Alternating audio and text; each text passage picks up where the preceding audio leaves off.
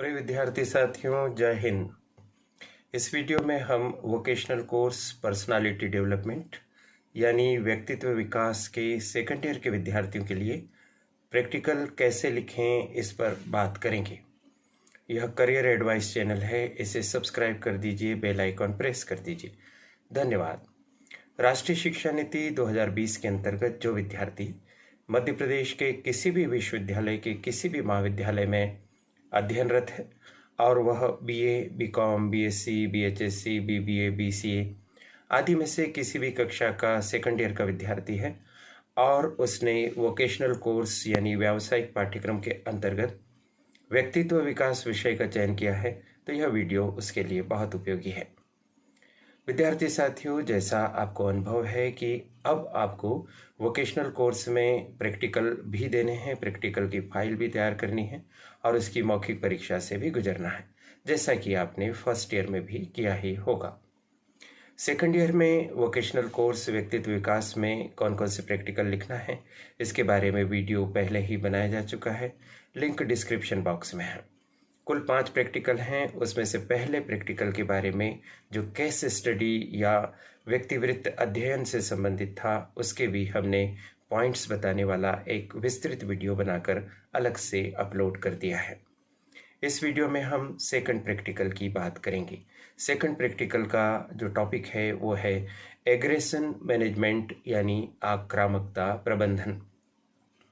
आक्रामकता हमारे जीवन का, हमारे व्यक्तित्व का एक पहलू होता है। हम आप सभी कभी न कभी अपने जीवन में आक्रामक होते हैं। कभी कभी आक्रामकता ज़रूरी भी होती है, लेकिन यदि आक्रामकता स्वभाव का एक हिस्सा ही बन जाए तो वह हमारे व्यक्तित्व को नकारात्मक रूप से प्रभावित कर सकती है। ऐसे बहुत अधिक आक्रामक व्यक्तियों को सामान्यतः कोई पसंद नहीं करता है और उसकी पर्सनालिटी दोषपूर्ण मानी जाती है। इस प्रैक्टिकल को आपको कौन कौन से पॉइंट से करना है, आप अपने मोबाइल की स्क्रीन पर एक स्लाइड के माध्यम से देखिए। आप स्लाइड में देख पा रहे हैं कि कुल मिलाकर आपके सामने 7 पॉइंट हैं। 7 पॉइंट्स में आप इस प्रैक्टिकल को लिख सकेंगे। सबसे पहला पॉइंट है आक्रामकता प्रबंधन का अर्थ एवं परिभाषाएं। आक्रामकता क्या होती है, प्रबंधन क्या होता है, आक्रामकता और प्रबंधन मिलाकर क्या अर्थ प्रकट होगा, विभिन्न विद्वानों के द्वारा इसे किस प्रकार से परिभाषित किया गया है, यह आप इसमें लिखेंगे। हाँ, इनको लिखने के पहले आप एक छोटी सी भूमिका ज़रूर बना दीजिए कि व्यक्तित्व विकास का यह द्वितीय प्रैक्टिकल है। इस प्रैक्टिकल का शीर्षक आक्रामकता प्रबंधन है। आक्रामकता हमारे जीवन का एक हिस्सा है, उससे संबंधित विभिन्न बिंदुओं को निम्नानुसार प्रस्तुत किया जा रहा है। ऐसा लिखने के बाद आप पहला पॉइंट डाल दीजिए, आक्रामकता प्रबंधन का अर्थ एवं परिभाषा। फिर इसमें अर्थ बताइए और कोई 5 परिभाषाएं आप अच्छी सी खोज कर मैनेजमेंट की किताब से या इंटरनेट से आप खोज कर उन्हें लिखिए। लिखते समय उन्हें समझिए भी कि परिभाषाकार आखिरकार किस तरह से आक्रामकता प्रबंधन के साथ डील कर रहा है, कैसे उसको समझा रहा है।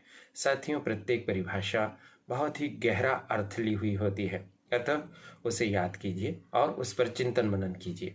इस तरह से यह पहला पॉइंट होगा। दूसरे पॉइंट की अगर हम बात करें तो आक्रामकता के कारण। किन कारणों से कोई व्यक्ति आक्रामक होता है? कई बार आक्रामकता वंशानुगत हो सकती है, कई बार परिस्थिति जन्य हो सकती है, कई बार परिवेश के कारण हो सकती है, कई बार कोई ऐसी स्थिति बन जाती है जिसकी वजह से वह अपने आप को नियंत्रित नहीं कर पाता है और कभी कभी किसी व्यक्ति को आक्रामक करने में किसी ऐसे व्यक्ति की भी भूमिका रहती है जो उसे भड़का देता है। तो कई कारण आक्रामकता के हो सकते हैं। कुछ हिंट्स आपको अभी मैंने दी है, आप उन पॉइंट्स को इकट्ठा कीजिए और साथ ही साथ में उन्हें डील भी कीजिए, उन्हें समझाइए भी।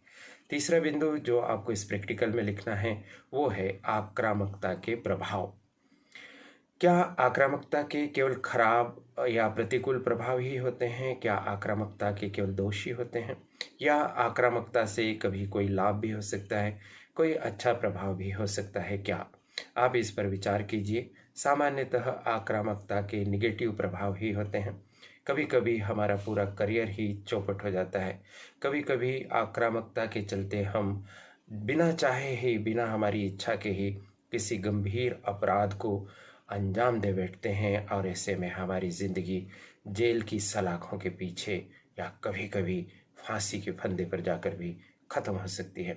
तो आक्रामकता को आप कैसे देखते हैं, इसके प्रभावों को कैसे देखते हैं, इसका आपको इस पॉइंट में वर्णन करना है। चलिए अगले पॉइंट की तरफ हम बढ़ते हैं। तो अगला पॉइंट है आक्रामकता प्रबंधन के उपाय। आक्रामकता प्रबंधन को किस प्रकार से हम संपन्न कर सकते हैं, क्या इसके उपाय हो सकते हैं, क्या इसकी टेक्निक्स हो सकती हैं। कभी कभी हम चिकित्सक की सलाह ले सकते हैं, विशेषकर जो मनोचिकित्सक हैं उनसे हम संपर्क कर सकते हैं। वो हमें कुछ ऐसी मेडिसिन्स देते हैं जिससे हमारे मस्तिष्क पर प्रभाव पड़ता है और हम प्रायः कम आक्रामक होते जाते हैं।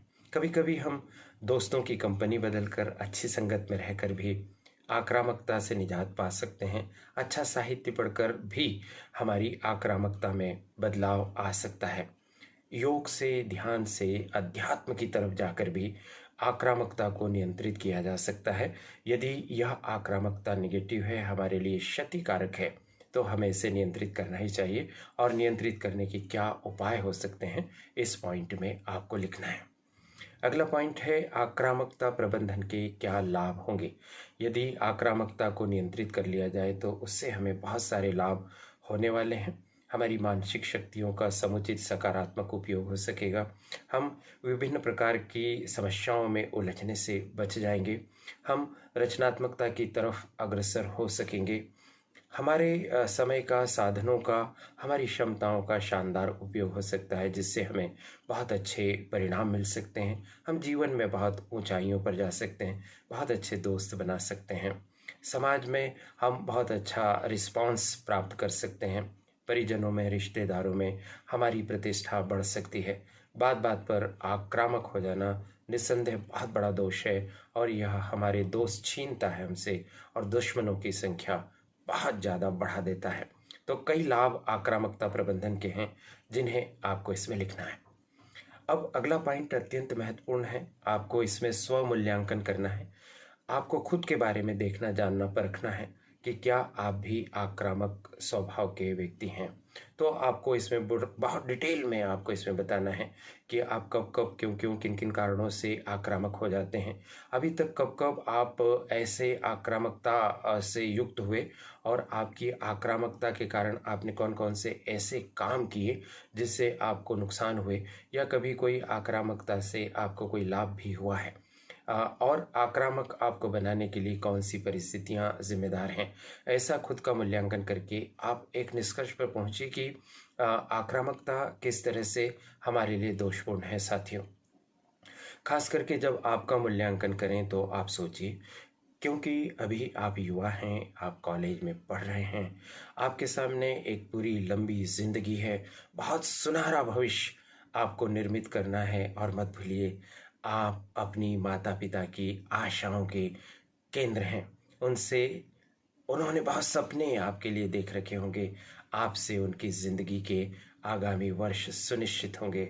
विद्यार्थी साथियों, आप केवल आप नहीं हैं, अपने परिवार का एक महत्वपूर्ण हिस्सा है। आप यदि छात्र हैं तो कुलदीपक हैं, और छात्रा हैं तो कुलदीपिका हैं। अनावश्यक आक्रामकता हो सकता है कि कभी कभी दोस्तों में आपको झूठी सराहना दिला सके कि उसको बुलाओ वो अभी ठीक कर देगा, उसको बुलाओ वो अभी ठीक कर देगी। लेकिन साथियों, लॉन्ग टर्म में और दीर्घकाल में इसका आपको बहुत ही नुकसान उठाना पड़ सकता है। हम बार बार आपको कहते हैं कि पढ़ाई का उद्देश्य केवल पास हो जाना नहीं है, औपचारिकता पूरा करना नहीं है। आप इस प्रैक्टिकल के ज़रिए अपने आप को भी बदलने की कोशिश करिए।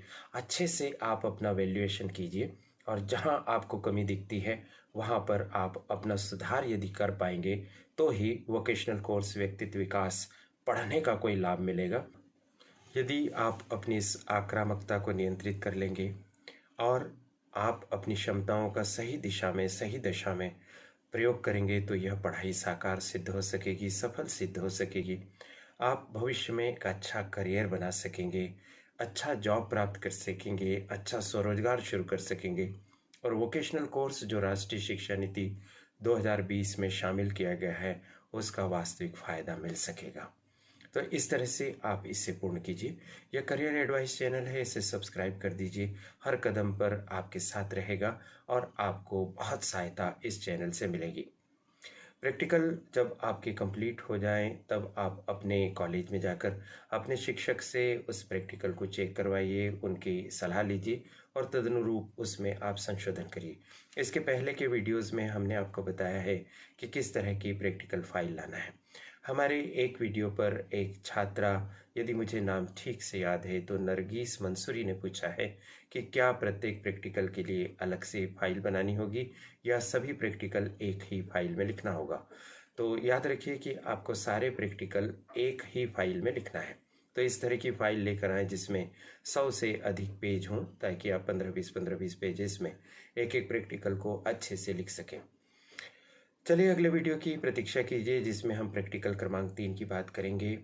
यह करियर एडवाइस चैनल मुझे निरंतर प्रतिदिन आपसे संवाद करने का अवसर देता है, जिसमें मैं अवैतनिक बिना किसी मानदेय के आपकी सहायता के लिए उपस्थित होता हूं। इसके लिए करियर एडवाइस चैनल की संचालिका प्रीति गुलवाने जी और उनकी परिश्रमी टीम का बहुत बहुत आभार। आप सभी को शुभकामनाएं। नमस्कार।